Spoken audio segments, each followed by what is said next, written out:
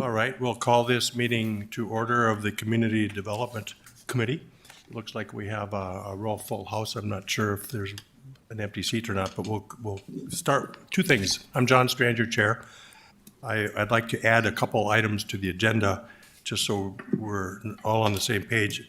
At the very beginning, we'll do introductions, and then under item number 4, with the downtown development updates, we have item A and B, and I will add item C, which is general Community Development Committee guidance. So on that note, first of all, can we run around the table and maybe start on the left with Ken and introduce ourselves, tell us who you are and who you represent, please? All right, sure. Ken E. Nixon, member at large. Thomas Hill, I'm the Vice President for Community Impact for United Way of Cascade. Chris Brungart, Fargo Housing. Sam McDonald, member at large. I'm Mike Rethinger, the Assistant City Administrator for City of Fargo. Tim Mahoney, Mayor of Fargo. Jennifer Benson, Fargo School Board. Linda Klebe, member at large. Cindy Graffio, Downtown Community Partnership. Mark Puppy, Home Builders Association, Fargo Moorhead. Okay, thank you very much. And I would entertain a motion to approve the agenda with the minor notations that I added to it, and then we'll do a second motion to approve the minutes of the last meeting. So first, a motion to approve the modified agenda. So moved. So moved. Second? Second. Second is, all those in favor say aye. Aye. Aye. Opposed, nay? Okay, can we have a motion to approve the November 16th minutes, please? So moved. So moved. Second? I'll second. Second by Sam. All those in favor say aye. Aye. Opposed, nay? Okay, we have a public comment section. I don't know if there's anybody in the audience that has signed up. We have one person. We'll be quick and brief because we have a really tight agenda, but we absolutely will call for public comment. Is that Chris? And Commissioner Strand, we don't have a formal sign-up sheet like our other meetings. Thank you, Nicole. Hi, I'm Christopher Cohn, Fargo resident. I wanted to comment on affordable housing. I have disabilities and I have very small monthly income, and as a result, I lived at the Fargo's one and only Section 8 project for the last 7 years, up until about 4 months ago. And essentially the most recent owner is an absentee owner. They're based in Seattle, Washington. When I moved out, they kept most of my deposit, though. I cleaned the apartment perfectly clean, and it was free of any major damage, even slight damage. And the small claims court awarded me my deposit back entirely and court fees. And the company that owns that project will not pay it. So 2 weeks ago, they were supposed to have paid it. So they're defying the court. I would have to now go to district court to try to go through collections. And Legal Services of North Dakota will not take a case like this. So I'm going to have to represent myself. But I think 2.5 minutes isn't going to allow me to give you an idea of what it's like to live in these complexes. But the landlord and the rental management companies that they hire are hostile, and they regularly intimidate residents. I was one of the only people they couldn't intimidate, and as well as some of the other mostly American-born residents. But when it came to immigrants and people with mental illnesses, et cetera, they're very easily able to intimidate them. And it went so far as having the apartment manager lied to police regarding an incident where I took a photograph of people doing drug dealing in the parking lot, and they threatened to kill me. The manager told the police that I regularly go into the parking lots and enforce traffic regulations, was what she said. So I think this was part of what dissuaded the police from investigating the case. I think I'm just asking the city to be very careful with who you get into partnerships with. I'm not sure if you know who these companies are. I still don't know who that company is. Fargo LIHTC, LP, Seattle, Washington. Thank you. Thank you, Chris. Was there anybody else for public comment? If not, we'll continue on the agenda. Rocky, could you introduce yourself? We've just done an introduction. Yes, hi. Sorry, I'm late, everybody. My name is Rocky Schneider. I'm here as a Fargo Planning Commissioner. Good. Thank you, Rocky. Nicole, would you introduce the next topic, please?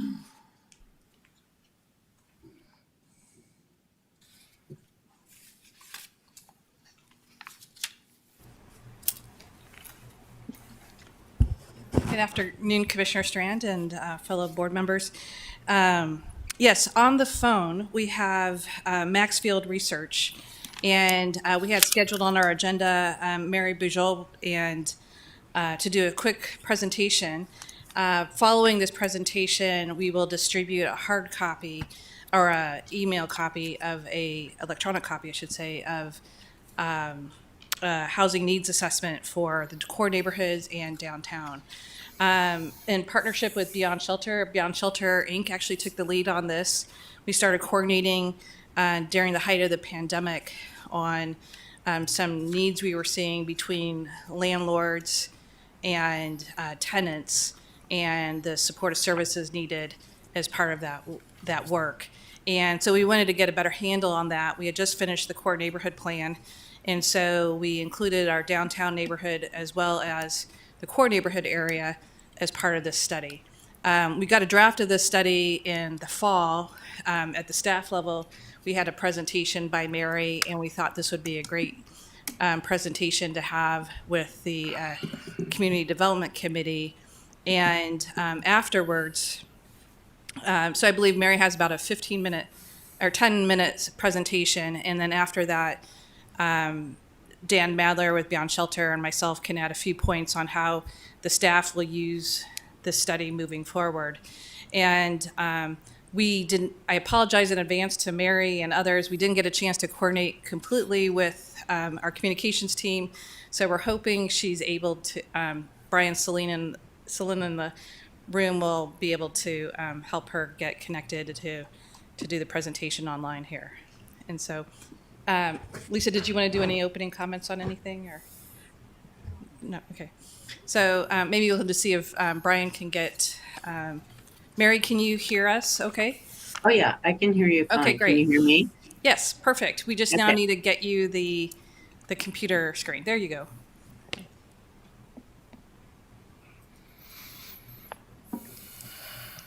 Okay.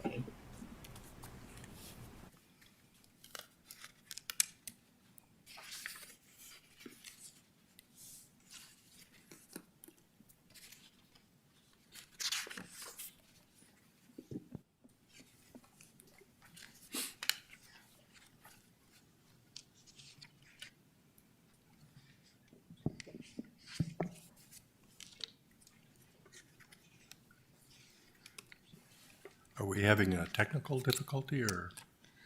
I'm not sure. Mary, are you able to share your screen with Brian or? Tia, do you want to check in with Brian?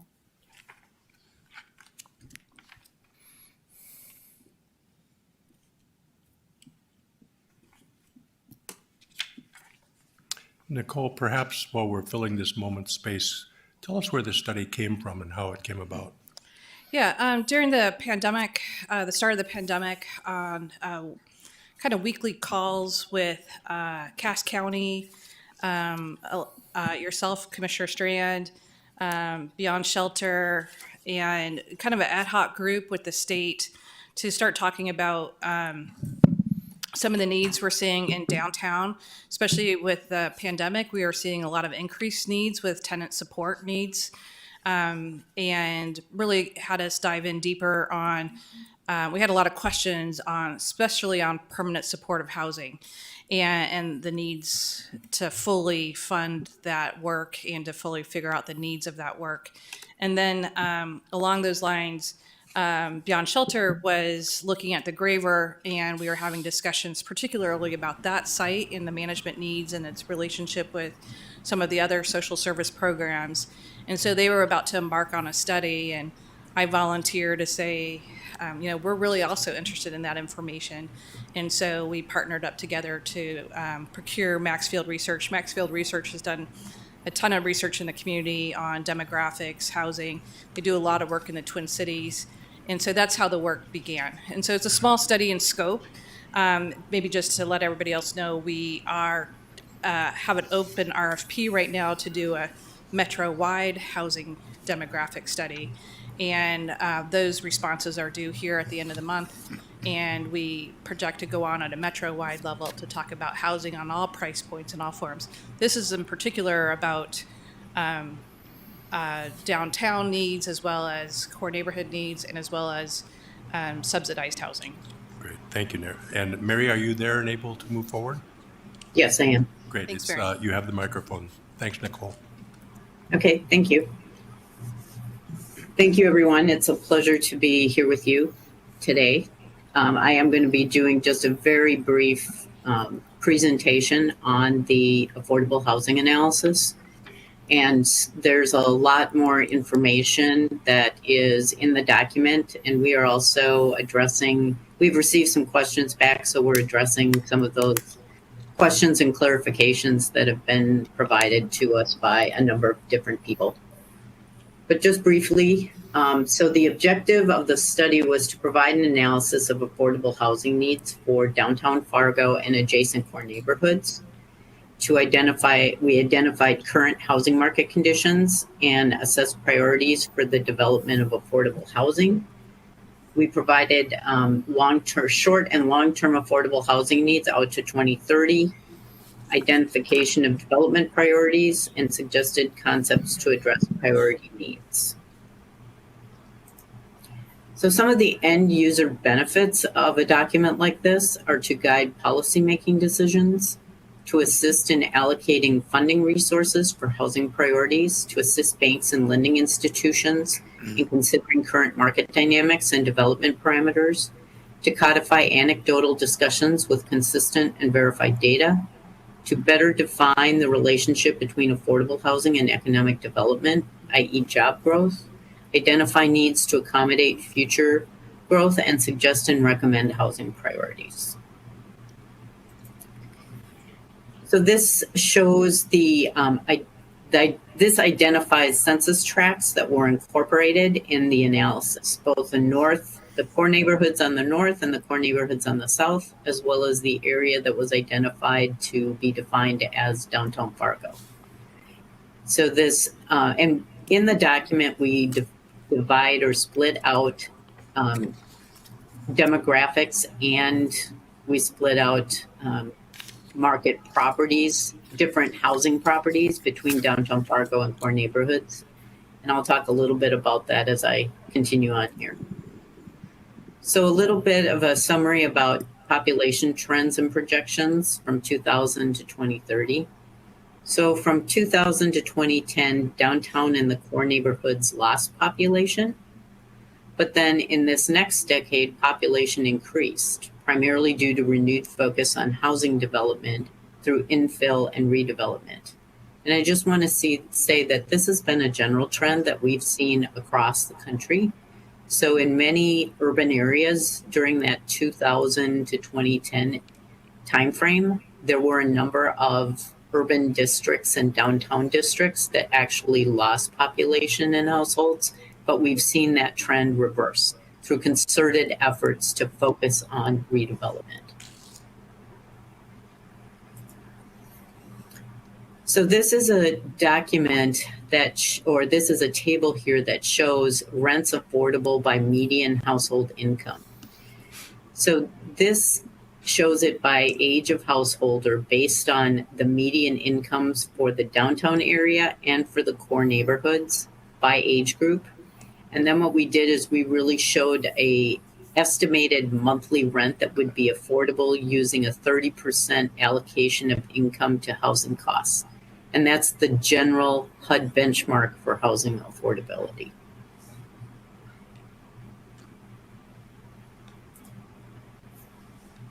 So we also looked at employment across the Fargo-Moorhead metro area and Cass County. So the highest proportion of jobs are currently in education and healthcare, followed by trade, transportation, and utilities. This is similar to a lot of other different urban areas. We also see quite a substantial number of jobs in that professional and business services and financial activities and leisure and hospitality. Some of these areas have taken a significant employment hit during the pandemic, but we acknowledge that we are already seeing employment return, and we expect that we're going to continue to see overall employment increases, although different sectors will recover at different periods of time. The average weekly wages are shown here and what that equates to in terms of an affordable monthly rent. So as you can see here, the highest currently is in information sector, and then the lowest is in leisure and hospitality. So downtown Fargo is essentially what we would consider to be a job importer. So the downtown, 75% of downtown workers commute to the downtown for work. Now that is somewhat shifted a little bit since we have a lot of people working remotely, but we still do have people as companies are reopening and as workers are coming back to work. And there are some industries, of course, where you can't really work remotely. So healthcare is one of those industries. A lot of healthcare workers have to be in person. Education is a situation where there's a lot of in-person job interaction, and a number of restaurants and entertainment types of facilities.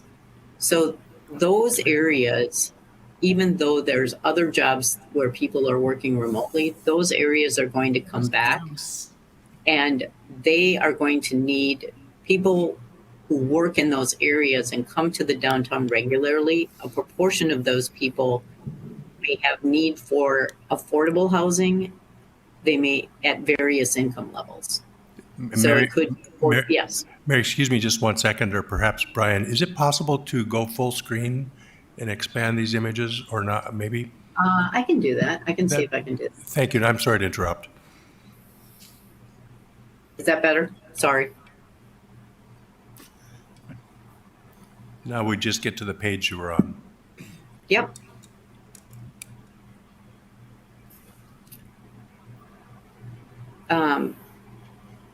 So there's a limited supply of new affordable owned housing for younger workers. There's a significant need for starter homes and affordable apartments to serve younger workers, singles, and families.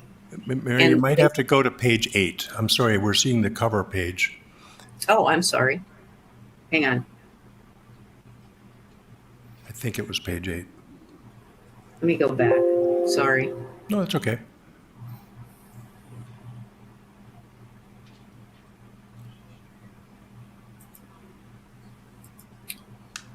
I think she needs to click off that.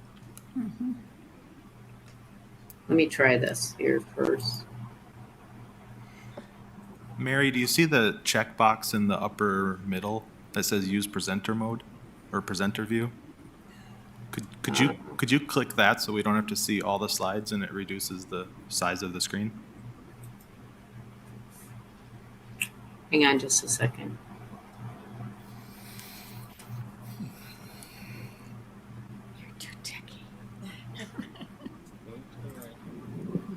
Rocky, do you want to continue guiding her?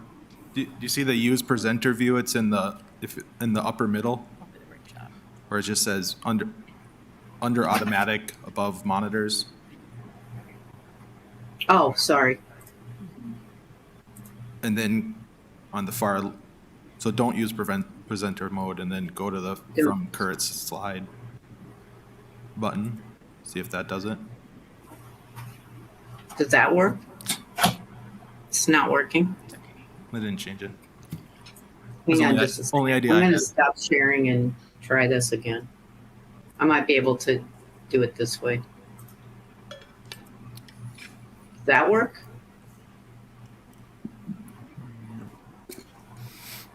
We lost you. We've lost all Sorry. the visual now. It's okay. Sorry. So do you get this from?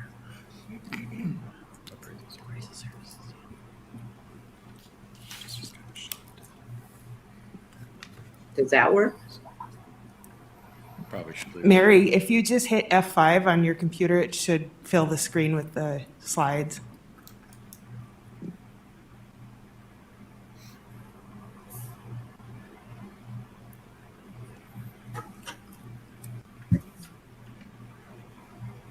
Does that work?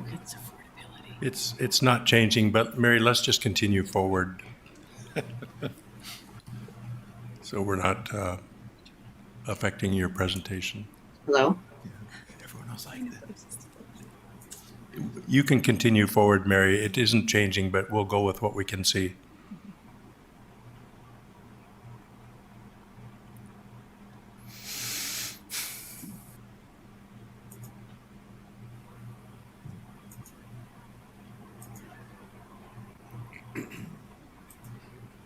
We're fine the way it is, Mary. You can just continue talking on the dialogue. You're on slide 9.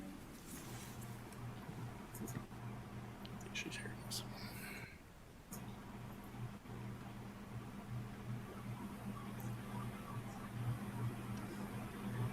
Can you hear us, Mary?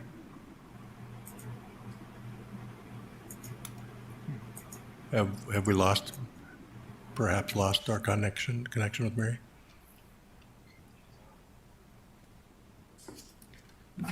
Mary, you might be on mute. Are you on mute? Because they're just talking. I apologize to everybody, but this is worth trying to get right if we can.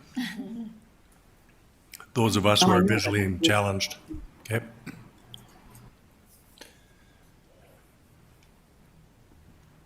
So Mary, you were on page 8 when we slowed you down.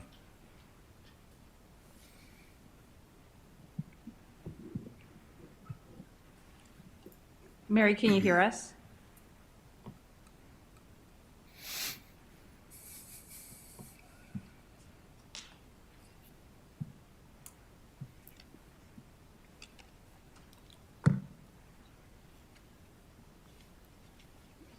Think somebody's helping her.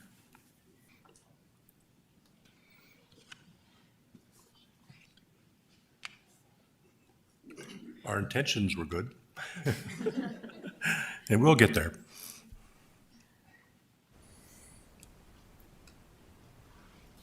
So when did you do that? That's September. While they're checking it, Mary, we cannot hear you at all. I don't know if you can hear us.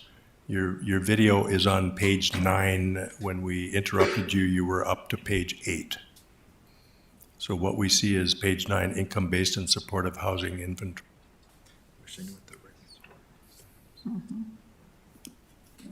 Hello, can you guys hear me? Yes. Yep.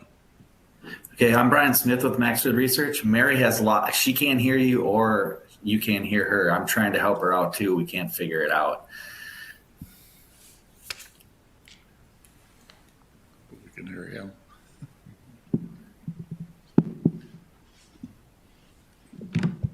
What we can do is just reschedule this for another time, this part of the presentation.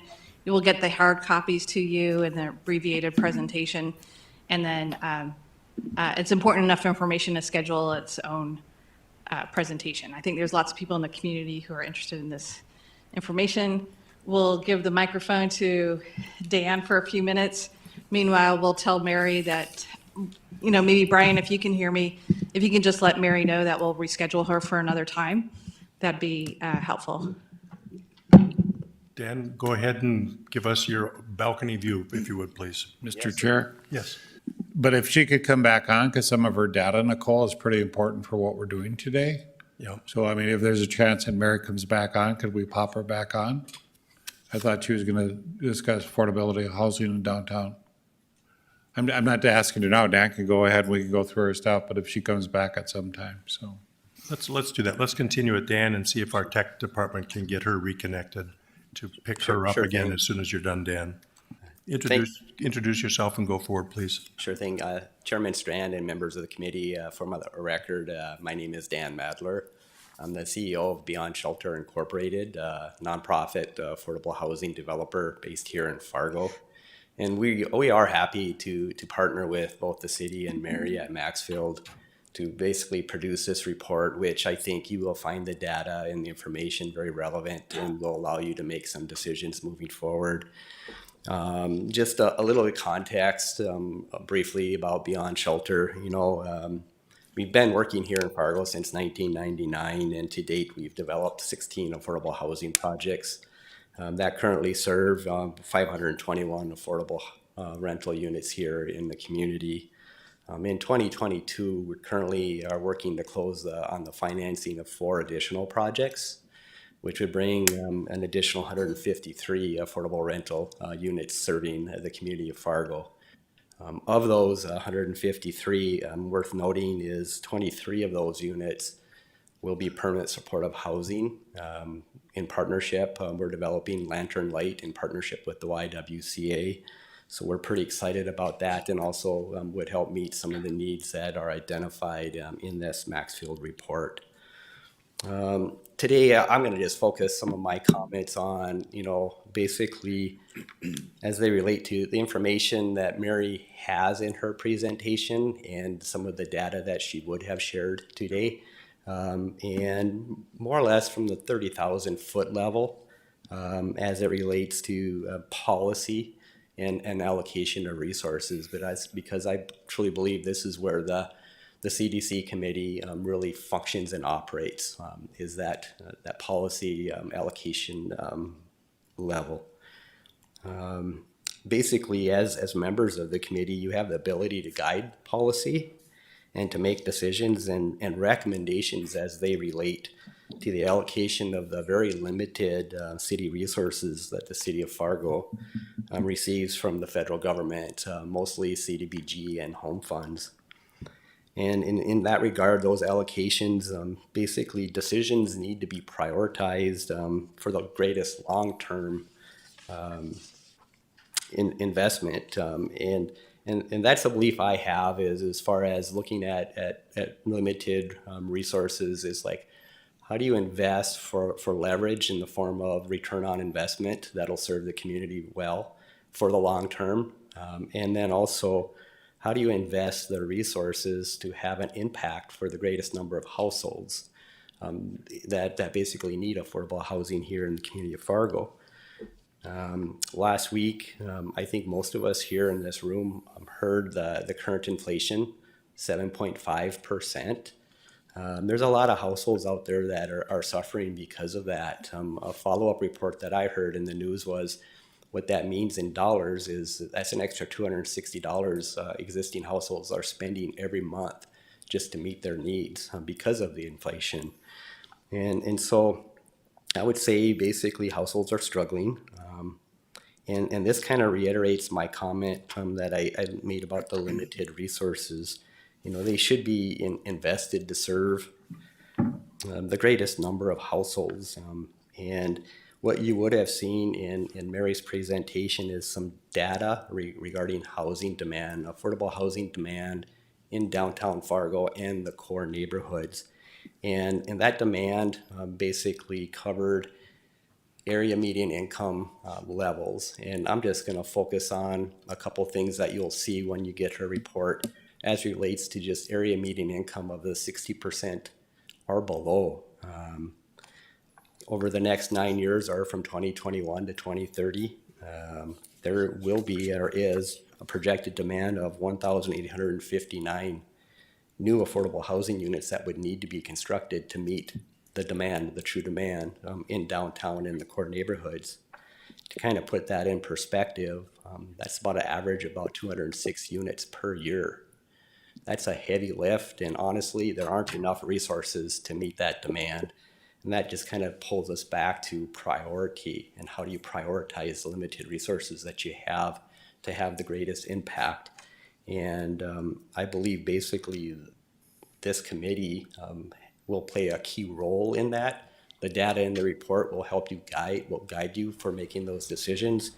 I think basically the outcomes definitely could, if invested well, benefit Fargo and the downtown area and the core neighborhoods in the long term. And so with that, I'll just kind of stop and thank you for your time and allow maybe Nicole to summarize a few things that from her level, and then if there is some time, we could answer some questions as well.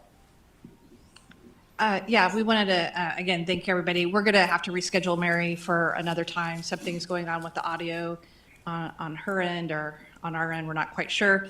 But without rebooting the entire system, we're just going to be good for now. And what we had originally planned on before our agenda got set last Monday night by the City Commission was to talk a little bit more at length about, I know Mayor Mahoney was interested in the numbers on how this applies to the work you're doing. And basically our findings, staff's findings from this report included needs are much higher than predicted across all income levels. We knew there was a need, but we didn't know how high the need was. Basically, what the report tells you is that there's a need for all types of subsidized housing, but primarily in the 30% or lower. And when we look at this, it doesn't seem like we can build our way out of the problem without some other additional resources. And in fact, that's the discussion we started talking to Mary about is, as she advises other cities, like in the Twin Cities, we know federal funds aren't going to cut it alone. And so what are the other subsidies to help keep those rates effective? And so I think lastly, it's, kind of along the lines of who's showing up in homelessness. We heard on Monday night from a presentation from Jan Elias, everybody, every type of person, every type of family is showing up in homelessness. And it's the same thing with desired housing type, finding that need for all different size of families and all different support needs. So it's a really complex problem. The report itself is about this thick. And so it gets really for the statistician to use and analyze. And so what we're going to do next with it is compare these numbers and the data that's in here with our core neighborhood plan, our downtown and focus plan, and our Go 2030 plan, and work with you, the Community Development Committee, on a housing strategy for the metro. And that was the start of this. Basically, BSI was allowed us to jump on their coattails as they conducted the study to see what we can use to gain as we go into our growth planning. Thank you, Nicole, very much. And we're going to go into our next agenda item. As we approach this discussion, and Jim, you'll be up next, Jim Gilmore. As we approach this discussion, I would like the Community Development Committee members to climb up into the balcony and be thinking in your best thinking about how do we as a city, when we have a public asset, how do we translate it to the private sector? What values would you instill in that process? What would you hope to attain in that process? What is it that we need to fight for? Because it's not every day that you have public assets that you can transition to the private sector. It's different when private developers do what they do, but this is public lands that we're asking developers to bring proposals for. So stay in the balcony. We won't go too far into the weeds, into the details of each of these proposals, but as Jim's unfolding this, you'll see how we approached it, what the general overview of the proposals are, what types of opportunities they would provide the city. Then we kick in and give us your best thinking about what you think we need to be doing with this or not. Lastly, when we're done, I'm going to ask for a general consensus from the committee as to general values to share back to the City Commission, not about particular projects, but about the housing overview, our overarching views. Then we may ask for a committee of volunteers to dive in and drill deeper on behalf of the community development, to roll up their sleeves and work on this topic so that we can continue our work between meetings. So that said, Jim, happy to have you here today. Thank you. Introduce yourselves. Tell us give us the big picture, and then go forward with what you have, starting with your renewal plan and so forth. I'm Jim Gilmore. I'm on the staff here at the City of Fargo. And we're in the process, and thought we were getting to the end of reviewing all these proposals. But I think it's important we take a step back and say, okay, how did we get here, and what has done? What have we done before this? And so I think it was a little over a year ago, the City Commission wanted us to work on a riverfront development plan. And that wasn't really the start of our planning process, because we have all sorts of plans, and you probably wonder why are we doing one more plan? Well, the Go 2030 plan laid out the broad picture of what we were trying to accomplish in our community. That's our overall master plan for the community. We build on to that with the Downtown in Focus plan, another plan that looks at, well, what should the downtown be like? And so in many ways, this riverfront plan is aimed at implementing a portion of the overall downtown plan. In fact, the riverfront plan makes reference to the Go 2030 plan, which included one of our, I think, our number 2 goal was for infill development. Well, this is all infill development, and it fits and implements portions of the overall Go 2030 plan. And also the downtown in Focus plan talked a lot about residential, commercial along the river. And so again, this plan, as you'll see, starts to implement portions of that. So I'll go through the plan. There are probably 3 main themes and different types of activities you'll see here. One is on just infill. Let's infill these surface parking lots. Secondly, a series of public improvements to make the riverfront a more attractive area for people to live and enjoy. And the third aspect of it actually ended up being affordable housing, because we have 2 properties that the Fargo Housing Authority owns within this area, both in need of replacement or major renovation, one being the high-rise, the other being the Burrell Colonial Project, which is on the corner of 4th and 4th. The other opportunity that we saw as we worked on this plan was with Prairie St. John rebuilding. They have a lot of vacant land, and so there may be an opportunity to have some supportive housing down there that would be in close proximity to people that may need mental health services. If we'd gotten through all the housing study today, you see really the greatest housing need is for supportive housing for very low income people. I mean, that was the real takeaway I have, and it's a need that we need right now. Nicole mentioned there's a broad range of needs, but that was the one where we're probably falling short the most, is people with very low incomes. So this riverfront development plan has a variety of activities, and I'll try to go through it fairly quickly, but activities 1, 2, and 3 were to sell these different properties that the city had acquired. The first site was where the Park East Apartments used to be.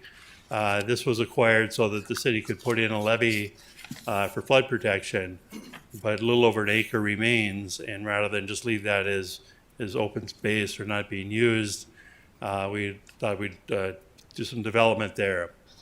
Secondly, the old school district warehouse, that was partially demolished in order to move 2nd Street over to get a flood wall here. Portion of that building still sits in the right-of-way, so the rest of that building needs to be removed from the right-of-way, which for practical terms means removing the entire building. And then third, our old public health building, 1960s building, had some additions in the 90s, was sitting vacant. So we looked at how could we sell these properties. And an important part of the renewal plan is that it's a tax increment financing district. So as the development increases, that increased property value, all that money goes into this tax increment financing district. So then it can be used for other activities. And those other activities are trying to assist with redevelopment of this affordable housing. And secondly, public improvements. Looked at anywhere from addition to the parking ramp to sort of a public arts plaza, if we create a performing arts center, possibly a bridge over the river. So I won't go into all of these, but the key of this is if we don't get some private sector development that increases property values along the river. There's no resources to help with affordable housing projects or any public improvements. And as you know, the federal government really hasn't increased housing resources much. The state legislature has been, some real modest increases, but not enough.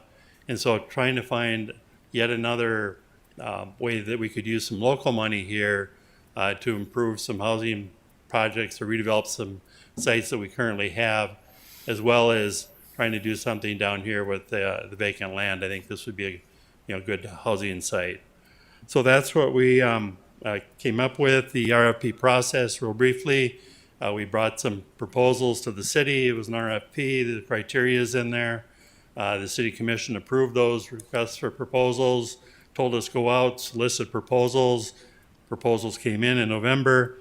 Many of the proposals need still some sort of tax incentives. The two committees that deal with property tax incentives are the Renaissance Zone Authority and the Economic Development Incentive Committee. And so it made sense for those committees to do a review of those. They spent a little over 3 hours of meetings reviewing these proposals, and they've made an initial recommendation on the Park East site. The other two, they'll look at, I think we're going to look at the old school district warehouse site a week from today.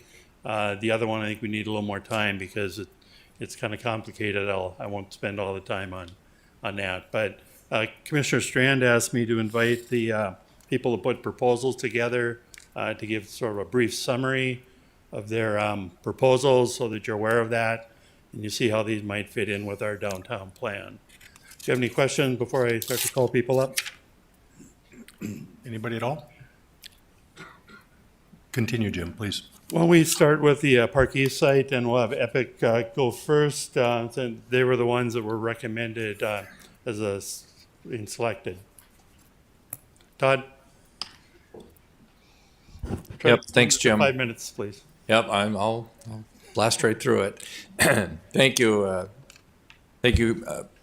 Commission, and for listening to us. Our project is called Unite. At Park East site, the picture you see there is the actual building that we would construct at the site. In the background, in the foreground is a community space.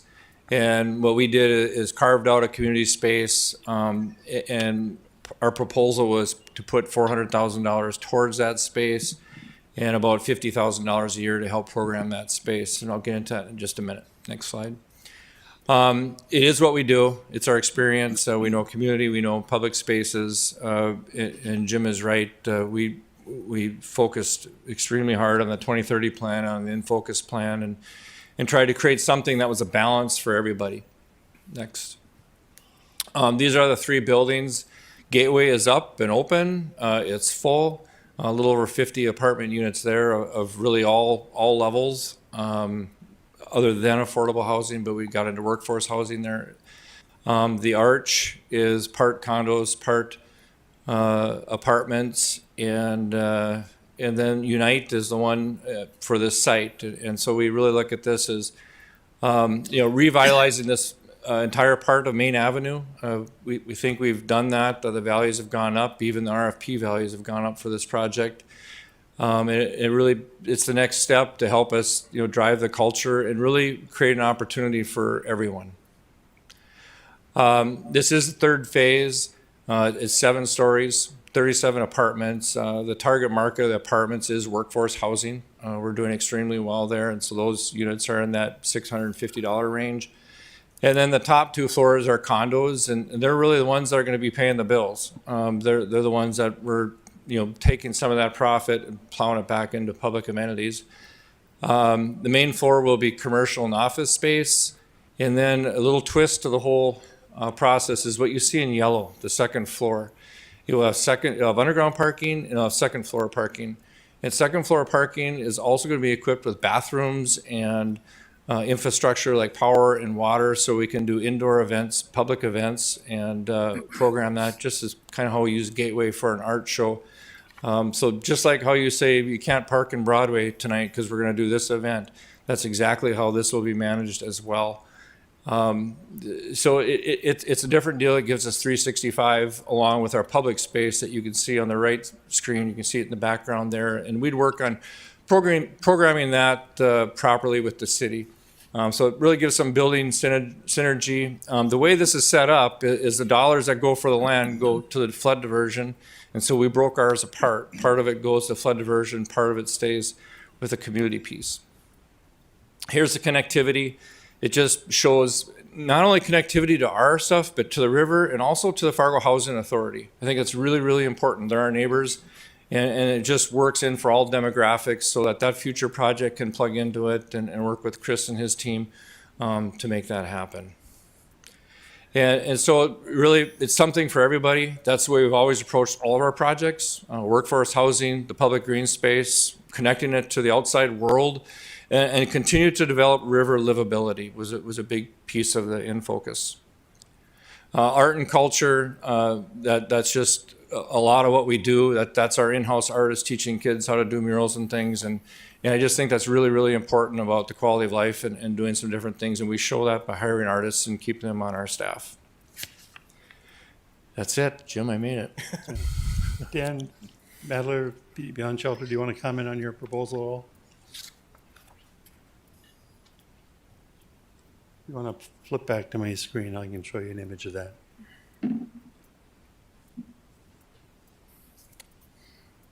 Okay, really wasn't prepared today to kind of comment on this, but I can kind of walk through it as best I can from memory.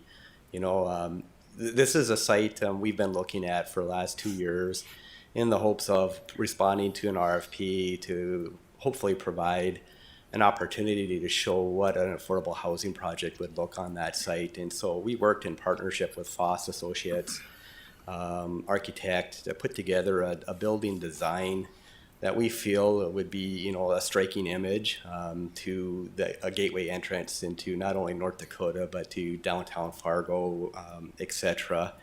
The project that we put together was a 5-story building that would serve 51 units of senior affordable housing and have approximately 9,000 square feet of commercial space on the main floor. It would definitely blend in and work well with the two projects currently, one developed and under construction by Epic. But it is different feel from following their 3-phase proposal. And our project basically also required a little bit of risk, I would say, meaning as an affordable housing developer, we can't act, move, and we're not as nimble as basically the private market. And so with our proposal, we needed additional incentives from the city in the form of Renaissance Zone and payment in lieu of taxes. And then also our schedule was a year behind, it takes time to assemble all of the resources. With that said, it definitely would contribute to the community of downtown Fargo. It definitely would be an asset to the community of downtown Fargo. It would provide an additional 51 units of affordable senior housing to downtown Fargo and kind of meet some of that need. I could answer any questions if anybody has any. When we go on to the next one, I don't know if you wanted to make any comments, John.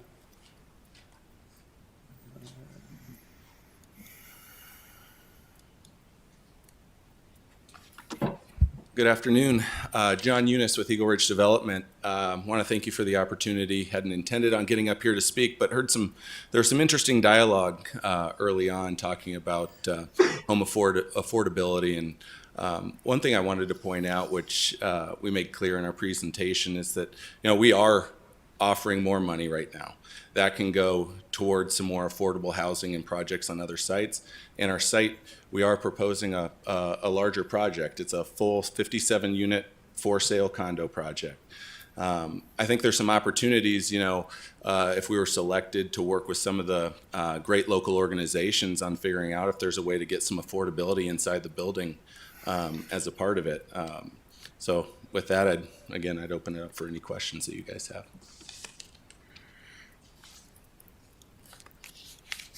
Maybe we can go up to the warehouse site, authentic housing. Let's see if I can get an image up for yours.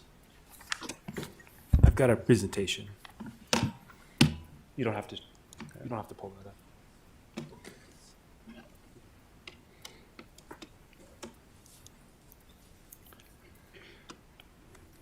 So Jim, we're going to the 419 3rd Street location now? Yes. Okay. Okay. Hello, everyone. As most of you know, my name is Tyrone Grandstrand. I'm a founder of Authentic Housing. And I wanted to start with expressing some gratitude for the opportunity that I had to work here with all of you in the past and learn so many lessons in the process. We've applied many of these lessons in the foundation of Authentic Housing. For example, we value community input and community-focused design process. We've done a number of presentations around the community, and I think you might have heard from some of the people that we were able to get in touch with. I'm really proud of the work that we did together here, helping form the Cass Clay Community Land Trust. Through our conversations together about the challenges that we face in Fargo, we realized that a community land trust would help on many fronts. Now, since I've left, you've taken the leadership of that idea and created a wonderful success. And I've gotten to hear some of the details about it in the last few weeks, and it's just been great to hear of how well it's going. And I wanted to congratulate all of you here on the work that you've done on that. Authentic Housing was born out of a really similar process, and we aim to be an example of how developers can help communities create value and solve problems. And just a point about Beyond Shelter and the Fargo Housing Authority, you really do already have wonderful examples of how to create a lot of public benefit in Fargo. And I had the chance to work with Dan and with Jill and Lynn when I was here, and they're just a wonderful asset for the community, and I hope you value them also. Now I want to transition to some of my colleagues. We're going to have them on video presenting a little bit more about our company and our project. Hello, my name is Sophia, and I'm a co-founder at Authentic Housing. Our focus here is building affordable workforce housing to the highest possible standard. For us, this means a few things. It means ensuring our buildings are net zero and that affordability goes beyond just rent. This is why we're committed to incorporating time-saving amenities like transportation and childcare to every project. Hi, my name's Aaron Wentz. I'm a founder at Authentic Housing, and I'm excited to tackle the problem of affordable workforce housing with the city of Fargo. I'm Jason Nguyen. I'm a founder at Authentic Housing, and I'm a business management consultant, and I'm happy to be here to work with the city of Fargo. Hi, I'm Joseph Brewer, founder at Authentic Housing. I've led or co-led the development of affordable housing projects that will net over 800 single and family units. We've appreciated the chance to respond to your questions about our budget in particular, and are happy to get into the weeds on particular budget assumptions in a future meeting where we have more than 5 minutes. This project can only benefit from a transparent conversation about what it costs to develop and operate high-quality affordable housing in Fargo, and we're confident the fundamentals work. Hi, I'm Kathy McGath, a founder at Authentic Housing. After working in affordable, supportive housing in New York, I'm thrilled to turn my attention to building affordable housing in Fargo. Our vision for Fargo is a community of 181 homes, from studios to 4 bedrooms, for the people who make the city thrive. Our rents, which include predictable payments for utilities, are 20% lower than the median in Fargo, and from what we understand, 40% lower than our competition. And Fargoans need what we offer. According to the Comprehensive Housing Affordability Strategy data from HUD, 66% of renters in Fargo qualify to live in our homes. And as Sophia mentioned, our affordability extends beyond rent. The time and money-saving amenities we'll bring to our residents include on-site affordable childcare, a car share, grocery store, co-working space, and an industrial kitchen. By building energy-efficient, durable, and resilient housing, we produce net zero carbon emissions. Our housing requires dramatically less energy to operate than traditional buildings, which feeds right back into affordability. We'd be thrilled to bring all of this to the residents of Fargo.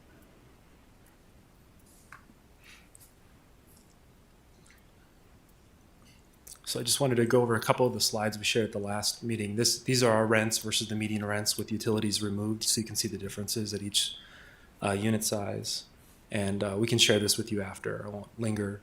Some of the savings that people would experience, for example, a single adult with 2 children would actually save more in the other costs through the amenities that we're offering than the rent itself. And then the most important thing is that we're able to hit both of the things that Mr. Gilmore mentioned. We're able to provide housing that's affordable to people in a whole range of income levels, and at the same time pay taxes on the first day that we open. And the result is that we offer a better return on investment for the city of Fargo than the alternative, and it's a very high return on investment because we'd be paying taxes from day one. The ideas that we have included in the project, they are used all over the country, and we can talk more about that at another time.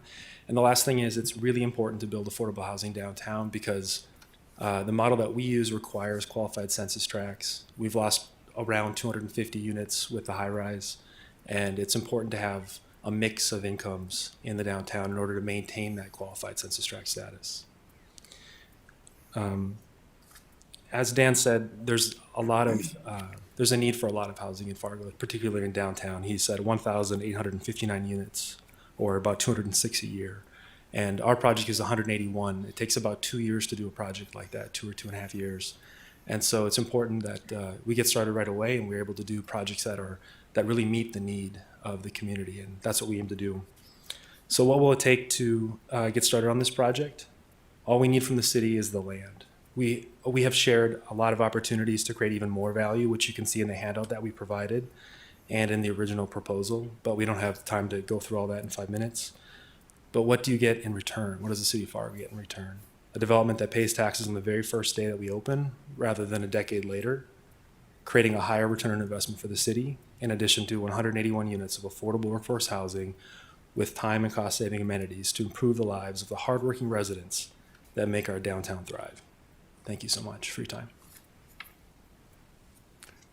Any questions? If not, we'll have Keith Lear from Kilbourne Group.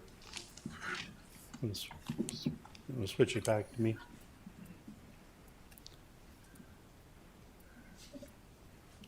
I have a presentation as well, Jim. I can plug it in real quick. Okay.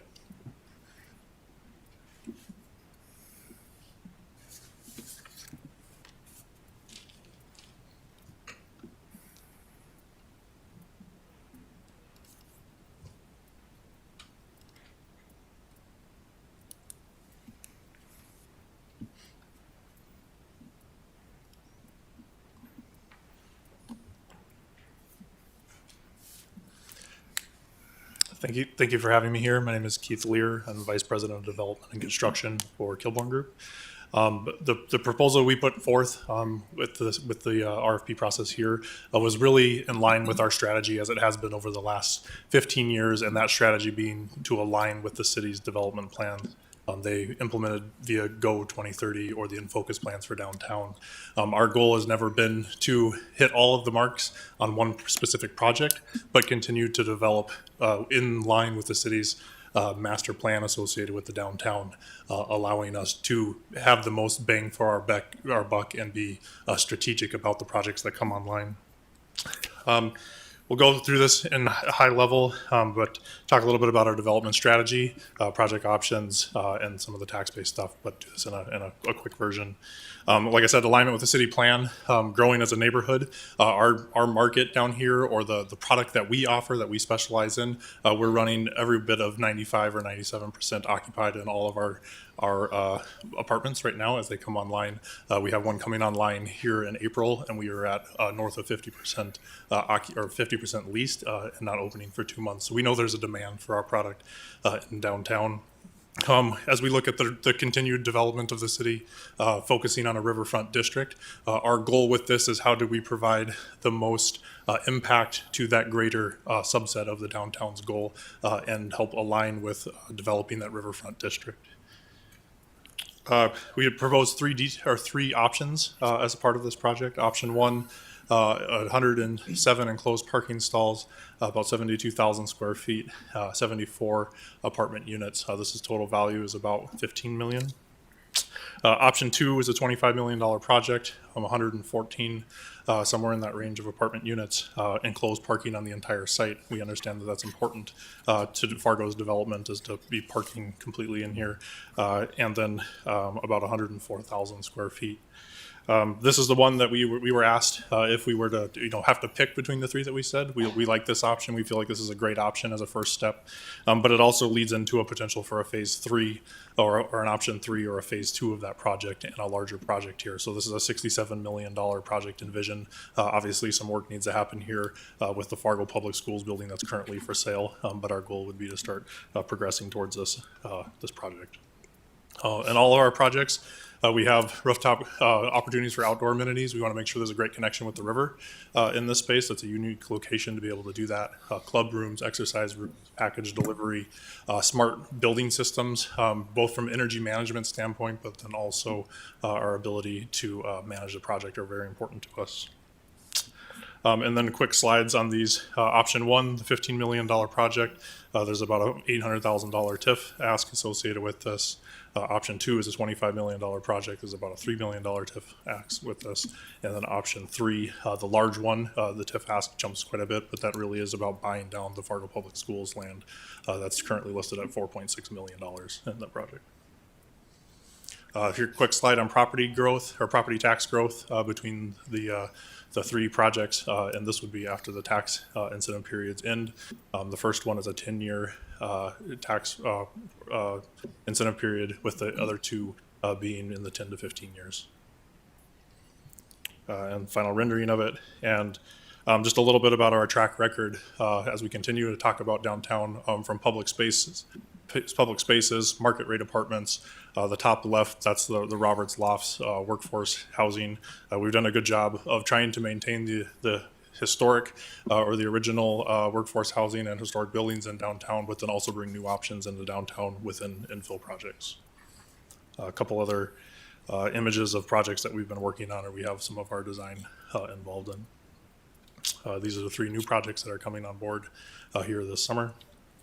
And then 2 projects that are prior city partnerships that we've worked on. This is the Mercantile Mixed Use Project and the Dillard Roberts Commons Ramp Project. Both have been pretty successful down here. Just one quick note, we are ready to go. We have design teams engaged. We are kind of sitting at the starting line, ready to hit start, pending timing of how this decision goes. We have financing we're working on and have investment ready to roll. We have a track record of delivering these projects and bringing the investment to be able to do this. So we're excited to get going. We feel like this is a great project for the city, and we're excited to add another amenity to downtown. Thank you. Next, we'll see if we can get Green Acre and Lloyd Company. Are you guys online? And I have an image of your project. Yep, we're here. Thank you. Yep, good afternoon. Go ahead.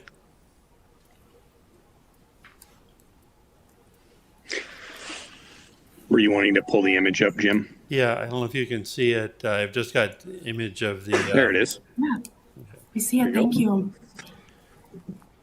Thank you for the time today. My name is Heather Whalen. I'm from ESG Architecture and Design.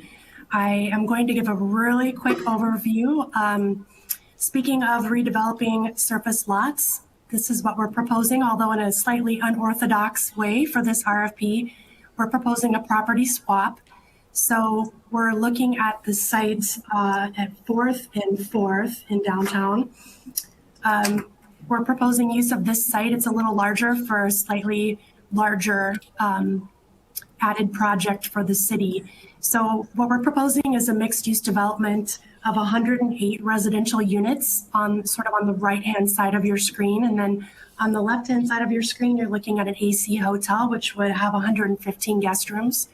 At the ground level, we're proposing a restaurant with the AC, a ballroom space, and pre-function space that's kind of oriented on the west portion, closer to downtown, kind of extending that commercial corridor.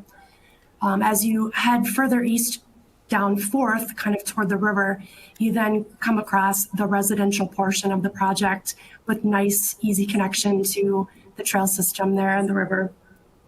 With this project, we're proposing 167 parking stalls. 47 are at grade but are covered, and 120 are below grade. So you can see some of these, the imagery. Yeah, perfect. There's a floor plan indicating the hotel portion of the party on the west side of the site with parking in the middle under an outdoor terrace at the second floor, so that parking is covered. And then you see the residential units with a residential lobby at the southeast corner of this site. So the 3D views that we kind of rolled through just show you the attention that we paid to the pedestrian experience, trying to really articulate the plantings there and make sure that we're providing a lot of window space at that first floor. So we've got a safety connection, just the visual connection between the pedestrian indoor-outdoor space. We really know that there'll be activity there day and night, so we want to make sure it's well lit, that we're respecting the city standards for street lighting and plantings and paving. So you can see too here, there are a couple of slides here at the end that describe Greenacre and Lloyd Company's experience for that gives them sort of comparable experience for this project. And then the last couple of slides are also, there might actually be a few slides here in between that shows some additional ESG work. For examples, one recent project that I was involved in is the Jasper Hotel. ESG, my firm, designed the interior space for the hotel. You can also see a couple of other projects that we've done within Fargo and a couple of other comparable projects for this scale. And this is the Jasper Hotel. Perfect. You can keep going, that's fine. Just want to try to respect the 5-minute limit here.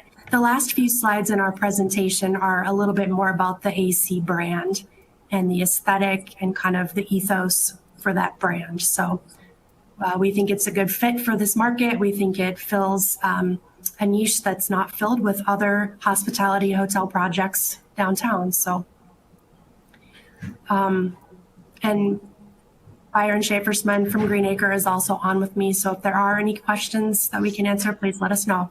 Thank you. Yeah, thanks so much, Heather. Byron Shaversman, Greenacre Development. You know, one of the big things I just want to touch on about 3 years ago, you know, just reaching out to some of the local developers and the Kilbourne Group, particularly, they were so excited to have outside investment coming to town. And so as we were looking at and meeting with Jim and his team, just looking at highest and best use and assemblages together over the past 3 years, being able to put this site together, just been really excited to work with the city on that and seeing that the hospitality opportunity for the Conventions and Business Bureau of having that request of having some unique space as they're recruiting different tools. Heather and her team and the Kilbourne Group did a phenomenal job on the Jasper. What an incredible opportunity. And that's really been able to create momentum for downtown, momentum. And so also with the low-income housing and those different projects, we're really excited to look and see where those opportunity goes from the construction side and the finance and capital stack on what our group can help provide for value. And so just really appreciate the opportunity, and we're really excited. Just we're ready to go to. We're ready.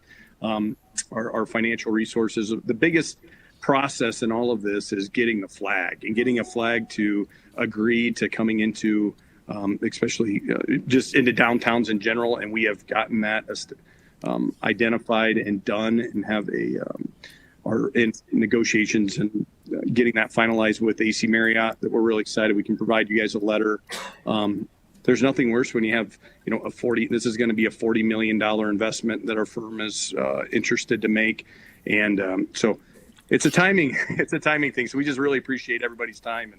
And I could sit here and ramble forever. So our 5 minutes is up, but just open to any questions you guys may have. I think we'll move on to Kevin Bartram with MBA Development.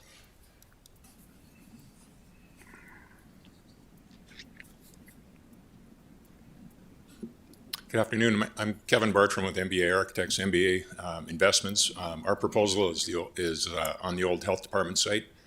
We're proposing a mixed-use project. Our initial draft of the proposal had a project that included about 70 apartment units and self-contained parking, enclosed parking, and surface parking. We've modified that proposal just slightly to include some commercial space on first floor and some additional parking in the lower level as well. So we're up to about 72 units. Ours is a pretty straightforward project. I think the two proposals for this site were the same. Offering price on the land. The difference between the two projects is the Green Acres project was proposing to use this site for parking, to swap parking on their site for parking on this site. Our proposal is to develop the project as stated with about 72 apartments in a mixed-use development. Without going into a lot of detail, I guess earlier we had proposed that hopefully both of our projects can get done, the Green Acres project and our project, if the city could help maybe find another location for parking for American Federal Bank. It seems like both projects could happen. Otherwise, a little bit of a difficult choice between, how do you analyze the criteria of the RFP versus, as compared to both of these projects.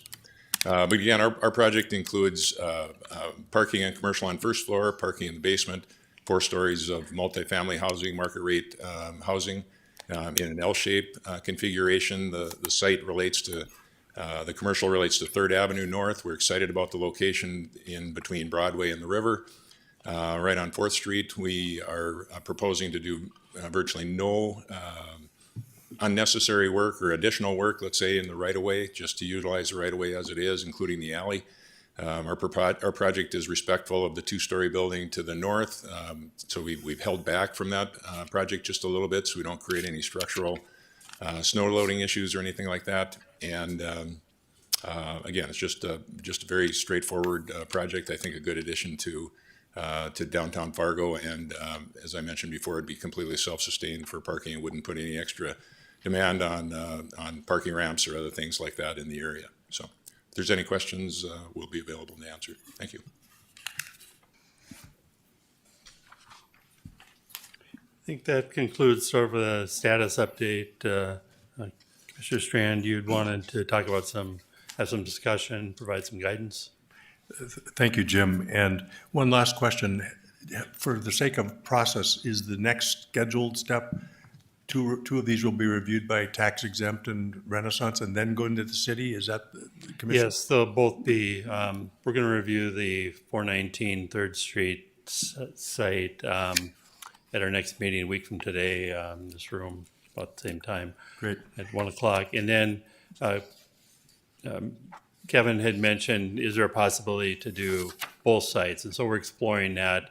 And before we go back to the committee, we want to explore that with American Federal. We have a meeting set up with them to see if there's at all possible to do both of these projects because they're both good.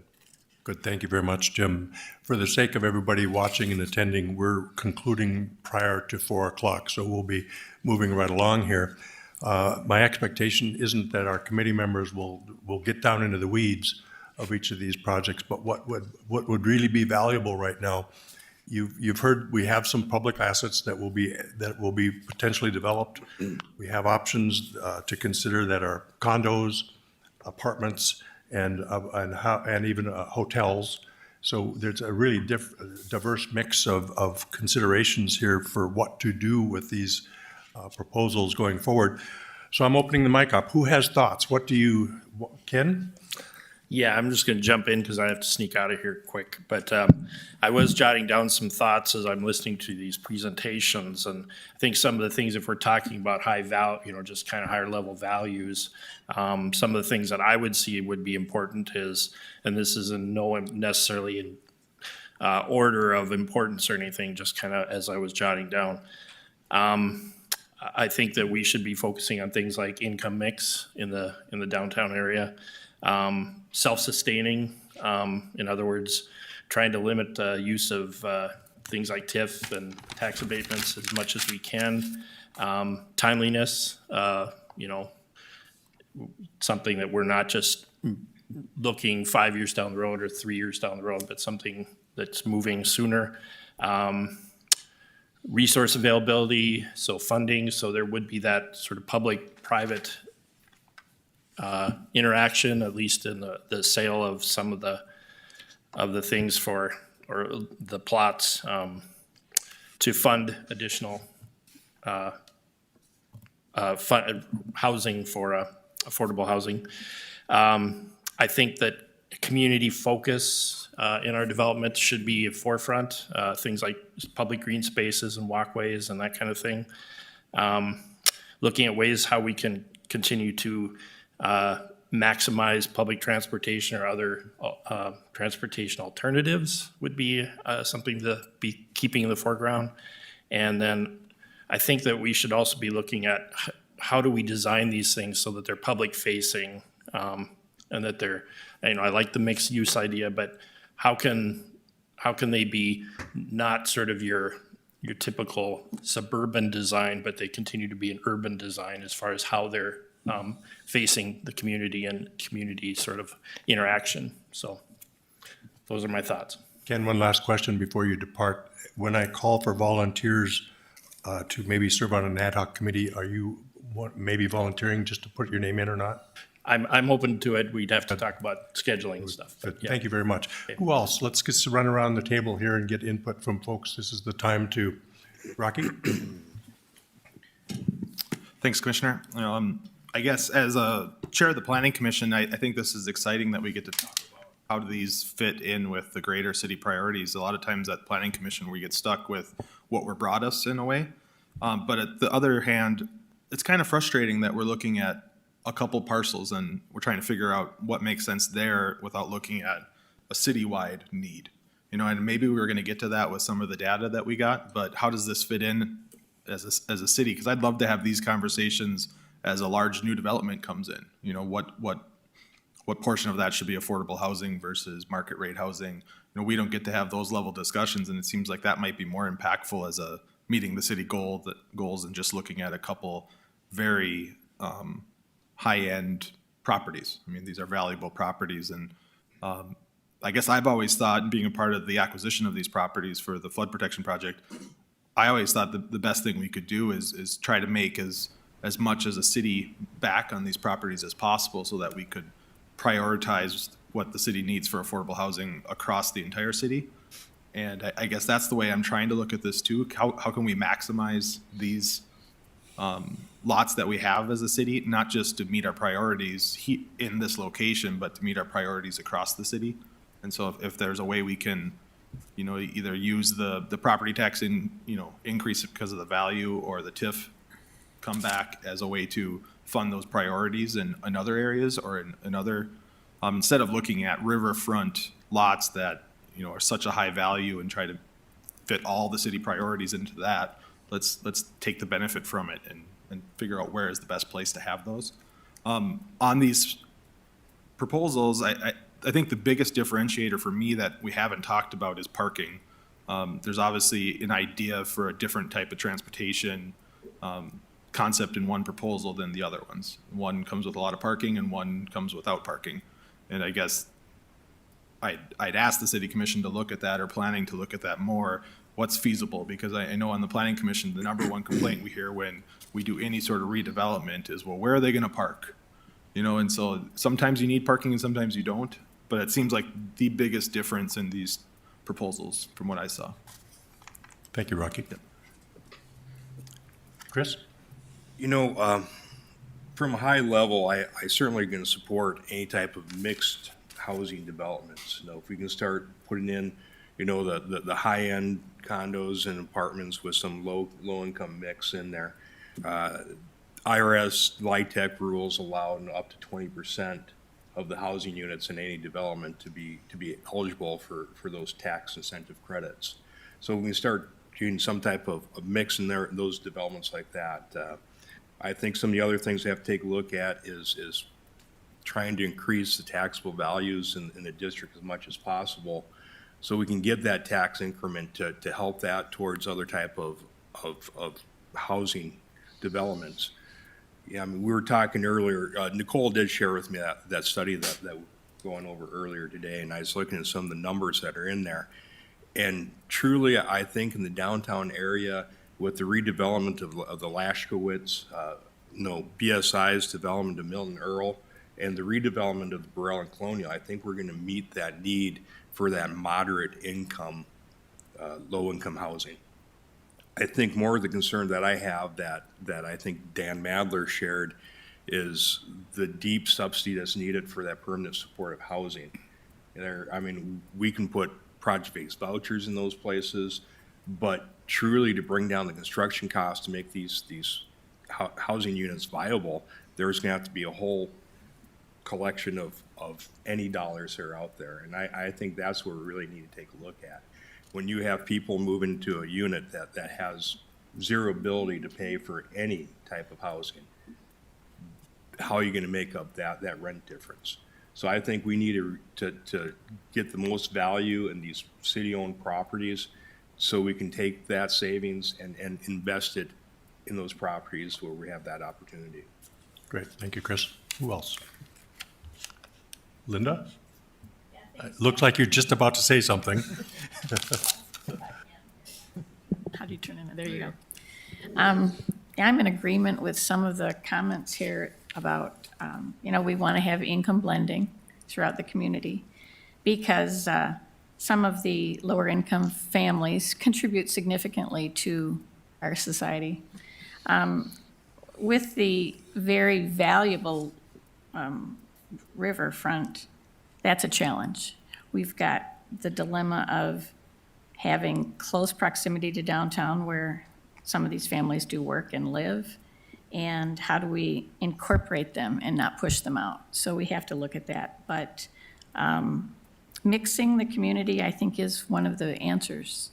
I know also from some of my other life experience and work that we could probably do a better job of fitting those things together and having better dialogue with our business community and with these committees so that we can help the business community use the tools that are there that we might not all be completely aware of, and partnerships. So I know there's lots of new and exciting opportunities that we can do. The question always is, how do we fund it? And there are lots of creative ideas with that too. The Beyond Shelter model is one way, but that's also difficult because some of those funds are limited. So, and I know Authentic Housing was using a different version of that as their plan. So I think we need to have deeper conversations with some of these proposals to see if we can learn more from them to apply across the city. Thomas. Commissioner, I would tend to, I think Rocky's comments are sticking out to me in that it's the process of all of these proposals as I hear them sound phenomenal, right? But compared to what? And so I think as a CD committee, can we help try and put together some, maybe even just broad policy recommendations about things that we would like to see that do align with the Go 2030 plan, the core neighborhood plan that I think this committee and obviously the city has spent a lot of time and energy in trying to develop.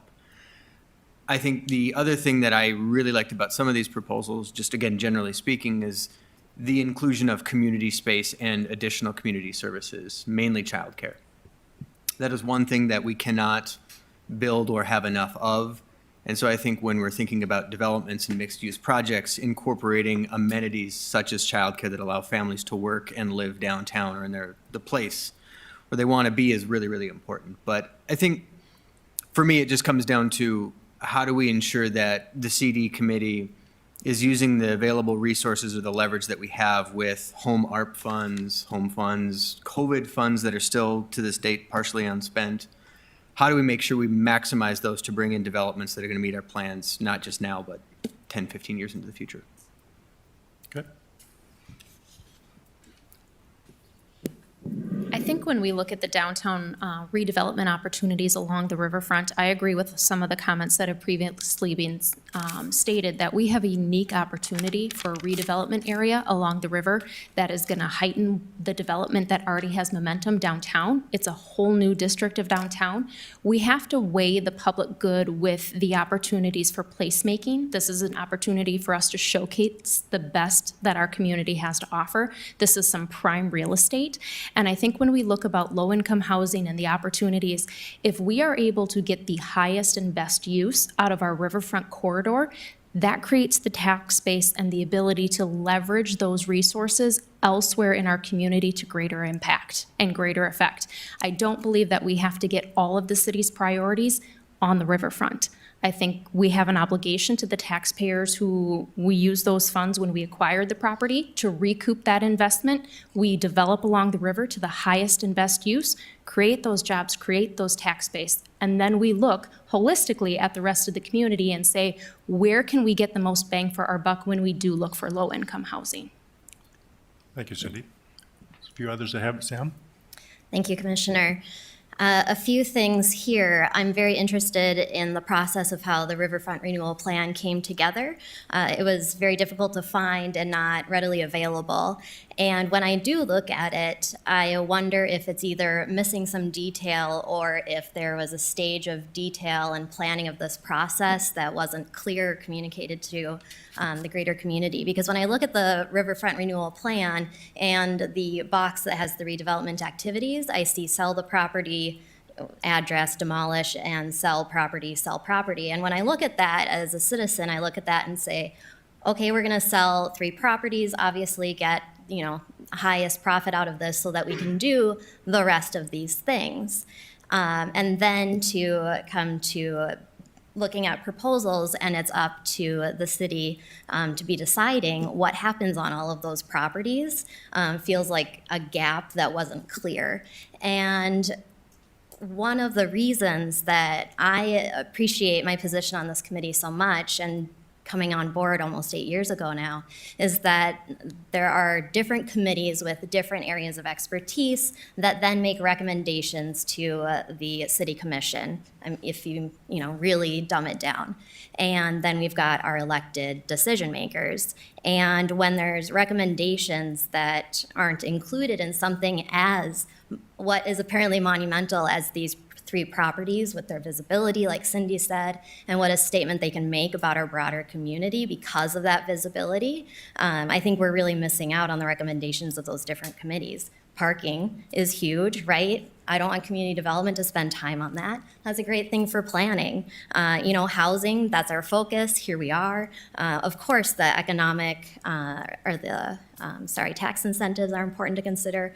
Renaissance zones, transit, all of these pieces, and have not been really thoughtfully part of these really important pieces of land. And so I think as a whole, the process, there's a lot of opportunity to bring the expertise of these committees that we have, that people invest their time and energy into contributing to, so that then the decision-making can be informed from those various perspectives.